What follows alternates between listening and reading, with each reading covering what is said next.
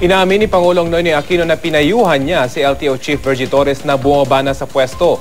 Nang mag-usap sila ni Torres, sinabi raw ng Pangulo na mas mainam ito para mabawasan ang stress ni Torres at ng kanyang pamilya. Mas makabubuti rin daw sa ahensya dahil matutugunan ng mga bagay na kailangang pagtunan ng atensyon. Ipinauubaya na raw ng Pangulo kay DOTC Secretary Jun Abaya ang pagpili ng kapalit ni Torres. Nag-usap kami, no? At siyempre, last issue niya, paliwanag ko, kababayan ko naman siya. Sabi ko, parang hindi ko naman yata kailangan itong parang paliwanag pa. At naintindihan naman niya, no? Na